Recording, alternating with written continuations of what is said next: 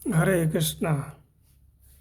तो आप लोगों को मैं आत्मदेव जो धुंधकारी के विषय में बता रहा था।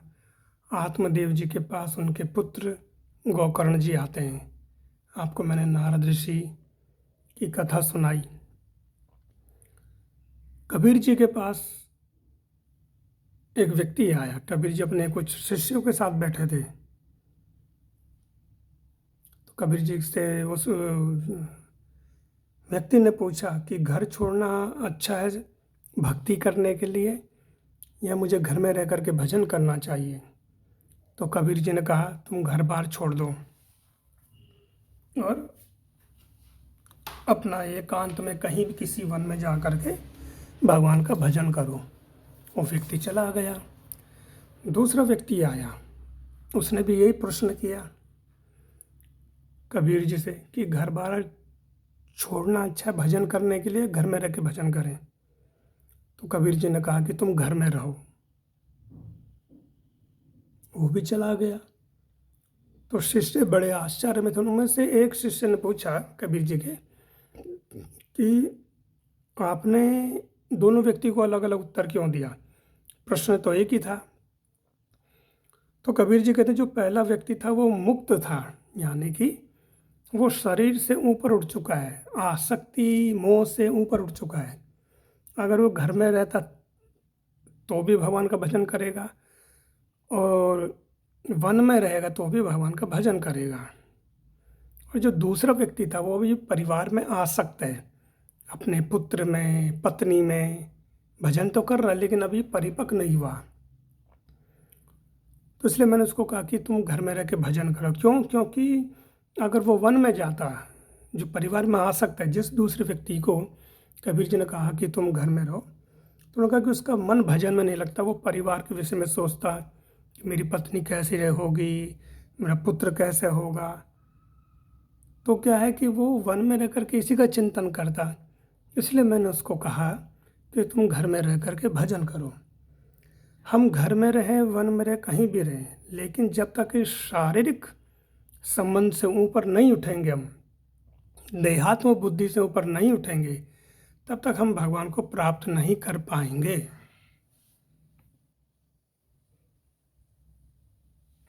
तब तक हम भगवान को प्राप्त नहीं कर सकते जब तक हम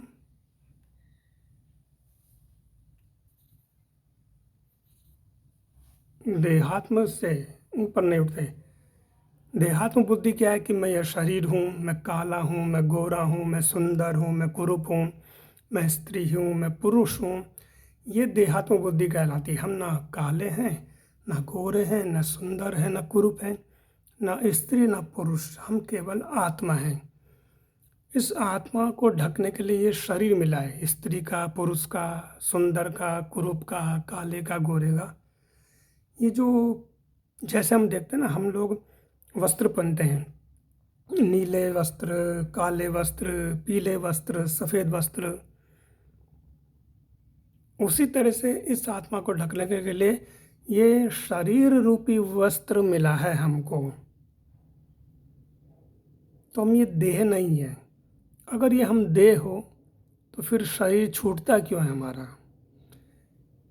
भाई छूटता तो वो है जो हमारा नहीं है, और जो हमारा है तो वो छूटेगा क्यों? और जो छूटता है वो हमारा नहीं। इसका अर्थ ये है, हम देखें हमारे दादा परदादा पिताजी या जो भी हमारे सगा संबंधी था जिसने देह त्याग दिया, जो मर गया, तो अगर वो शरीर ही था तो वो मरा क्यों? मतलब कि वो इस भौतिक संसार से क्यों गया? इसका अर्थ क्या है कि हम इस भौतिक संसार के नहीं है, और ये भौतिक शरीर भी हमारा नहीं है। हम सच्चिदानंद में हैं, हम भगवान के अंश हैं। तो आत्मदेव जी को गोकर्ण जी क्या कहते हैं? देह स्थित मास रुधिरे अभिमति त्यज्ये त्वं जाया सुतादिषु सदा ममता विमुच्चा पश्यानिशं जगदितं क्षणभंगनिष्ठ वैराग्यगर रसिको भव भक्तिनिष्ठ। देहे स्थित मास रुधिरे, तो गोकर्ण जी करें कि देह में स्थित क्या है, मांस रुधिर हितवे हमारे शरीर में 9 द्वार है, 2 नेत्र, 2 कर्ण, 2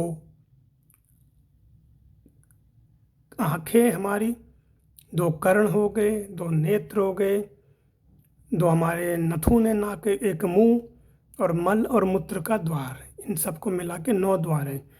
और इन 9 के 9 द्वारों से क्या मल ही निकलता है, चाहे वो सुंदर स्त्री हो, सुंदर पुरुष हो, या कुरूप स्त्री हो या कुरूप पुरुष हो, लेकिन हमारा मल मूत्र ही निकलता है इन 9 द्वारों से।